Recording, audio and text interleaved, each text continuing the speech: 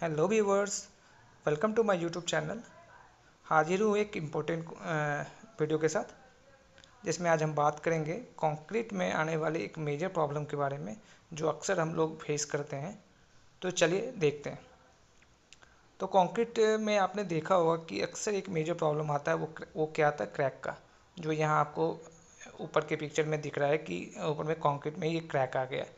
तो इसके रीज़न क्या है और इससे हम कैसे बच सकते हैं, इसके बारे में आज हम डिस्कस करेंगे। सबसे पहले तो हम रीजन को समझते हैं कि क्या रीजन है क्रैक आने का। तो सबसे जो मेजर रीजन है, सबसे पहला रीजन जो है वो प्लास्टिक श्रिंकेज का है। प्लास्टिक श्रिंकेज का मतलब हो गया कि जब भी आप कंक्रीटिंग करते हैं, और अगर आप कंक्रीटिंग हॉट वेदर में कर रहे हैं जहाँ की टेम्परेचर बहुत ही हाई है, अगर वो जहाँ पर आप सरफेस जहाँ पर वो पोर कर रहे हैं, अगर उस सरफेस का टेम्परेचर हाई है, तो क्या होता है कि जब भी आप जैसे ही कंक्रीट को पोर करेंगे, तो पोर करने के बाद क्या होगा कि उस हॉट वेदर और वहाँ पर जो टेम्परेचर हाई होने की वजह से वो वाटर क्या होगा, वो जल्दी इवेपोरेट हो जाएगा और कंक्रीट सेट नहीं हो पाएगा। मीन कि कंक्रीट को सेट होने में जो टाइम लगता है, उससे पहले ही वहाँ पर वाटर इवेपोरेट हो जाएगा और उसकी वजह से क्या हो जाएगा, प्लास्टिक श्रिंकेज आने के चांसेस है। दूसरा रीज़न जो है वो है ड्राइंग श्रिंकेज। ड्राइंग श्रिंकेज क्या होता है कि जब भी आप कंक्रीट करते हैं, उसमें क्या होता है, वाटर मिक्स होता है। वाटर कुछ ना कुछ वॉल्यूम तो जरूर लेता है उसमें। जब वो वाटर क्या होता है कि धीरे धीरे इवेपोरेट होता है, जब वो इवेपोरेट के बाहर निकलता है, तो वहाँ पर क्या होता है कि वॉइड क्रिएट होता है। और वॉइड क्रिएट होता है, वहाँ से फिर क्या होता है, वो श्रिंकेज क्रिएट करता है। और श्रिंकेज के होने की वजह से क्या होता है कि हमारे जो कंक्रीट होता है उसमें क्या होता है, क्रैक आने लगता है। थर्मल मूवमेंट, जैसा कि आपको पता है कि हमारा जो कंक्रीट होता है, कंक्रीट की जो एक प्रॉपर्टीज होती है वो क्या होती है, थर्मल एक्सपेंशन एंड कॉन्ट्रैक्शन की। जब वो उसमें हीट आता है, जब वो हीट हो, हमारा जो वेदर क्या होगा, हीट होगा, फिर या कभी हमारा वेदर कूल होगा, तो उस पर क्या होगा कि हमारे कंक्रीट में एक्सपेंशन या कॉन्ट्रैक्शन होता है। तो हमें क्या करना पड़ता है, वहाँ पर एक्सपेंशन जॉइंट्स आपने कहीं देखा होगा या कहीं कॉन्ट्रैक्शन जॉइंट आपने जरूर देखा होगा। तो इसी के लिए प्रोवाइड करते हैं ताकि वो क्या हो कि क्रैक ना आए। Fourth one is structure load. Fourth one जैसा कि स्ट्रक्चर लोड का ये मतलब हो गया कि जब आप कोई स्ट्रक्चर को डिज़ाइन करते हैं, तो वो एक स्पेसिफिक लोड के लिए डिज़ाइन होता है। अगर उससे ज़्यादा लोड आ जाता है, तो भी क्या है कि वहाँ पर क्रैक आने के चांसेस हैं। या अगर कहीं आपने, जैसे रोड की बात कर लें कि आप सीसी रोड का जब करते हैं, अगर आपका वो पेवमेंट, जो आपने रोड या आपकी फुटिंग, अगर जो जिस जिस सॉइल पे, जिस बेड पे आपने फॉर्म किया है, अगर वो प्रॉपर कॉम्पैक्टेड नहीं है, तो वहाँ पर क्या होता है, सेटलमेंट आने के भी चांसेस होते हैं। सेटलमेंट जब होगा, तो उससे क्या होगा कि आपकी फ्लोर, आपके बिल्डिंग्स में क्या होगा, क्रैक आएगा। Fourth one is poor workmanship. Poor workmanship means इनएडिक्वेट curing, improper mix design, segregation और हनी कॉम्बिंग। ये रीजन भी क्या है, हमारे क्रैक आने के रिस्पॉन्सिबल है, क्रैक आने के लिए। जैसा कि अगर आप पुअर वर्कमैनशिप, जैसे कि आपने कोई कंक्रीट किया हो, उसमें आपने प्रॉपर क्यूरिंग नहीं किया है, या आपकी जो डिज़ाइन है आपने प्रॉपर डिज़ाइन मिक्स नहीं किया है, जैसे कि कहीं एग्रीगेट ज़्यादा दे दिया है, सेग्रेशन हो गया है, ब्लीडिंग हो गया है, वाटर सीमेंट रेशियो को आपने मेंटेन नहीं किया है, तो इसकी वजह से भी क्या होता है, क्रैक आने के चांसेज होते हैं। केमिकल रिएक्शन, केमिकल जैसे कभी कभार क्या होता है कि केमिकल रिएक्शन की वजह से भी क्रैक आते हैं, जैसे सल्फेट अटैक हो गया, अल्कली सिलिका रिएक्शन, कार्बोनेशन, इन सब वजहों से क्या होता है कि क्रैक आता है।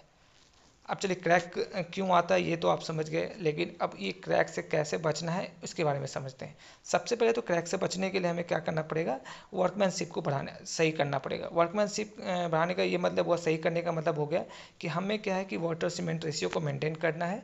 जो भी वाटर सीमेंट रेशियो हमारे मिक्स डिजाइन में है, या जो भी IS 456-2000 जो हमें रिकमेंड करता है, उस वाटर सीमेंट रेशियो के साथ हमें मिक्स करना है। Ad ad admixture for workability, shrinkage control. अगर देखेंगे कि वहाँ पर कहीं टेम्परेचर ज़्यादा है या टेम्परेचर का इशू है, तो वहाँ पर हम लोग क्या करेंगे कि एडमिक्सचर को भी ऐड करेंगे, जिससे क्या हो कि वो जल्दी सेट ना हो, जल्दी इवेपोरेट ना हो। इन सब को भी कंट्रोल करना पड़ेगा, तभी हम क्या है कि कंक्रीट के क्रैक को रोक सकते हैं। Adequate quarrying.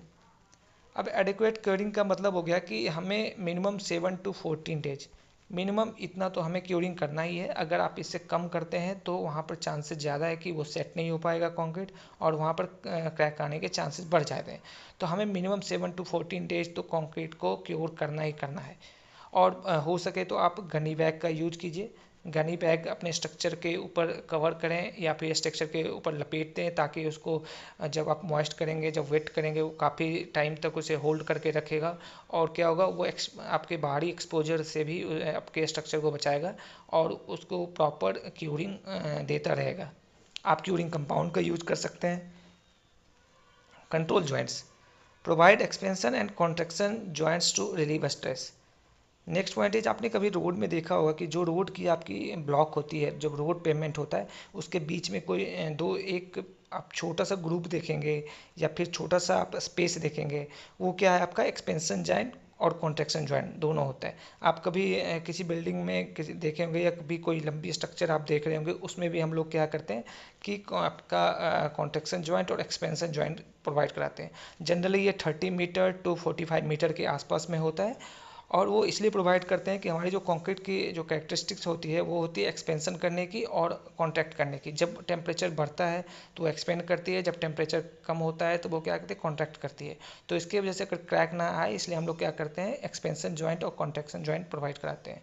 Reinforcement detailing, reinforcement detailing भी एक मेजर स्टेप हो सकता है आप अपने कंक्रीट को क्रैक से बचाने के लिए, जिसमें कि आप प्रॉपर प्लेसमेंट करें। जो भी आप स्ट्रक्चर रेनफोर्समेंट डाल रहे हैं, उसकी जो प्लेसमेंट है वो प्रॉपर करें। इन प्रॉपर ढंग से आप अगर कंक्रीट को रेनफोर्समेंट को प्लेस करते हैं, इसकी वजह से भी क्या होता है, क्रैक आने के चांसेस बढ़ जाते हैं। कवर जो देना होता है वो प्रॉपर दें, एंकरेज जो करना है वो एंकरेज प्रॉपर कराएं। तो इससे क्या होगा कि आप कंक्रीट में क्रैक आने से रोक सकते हैं।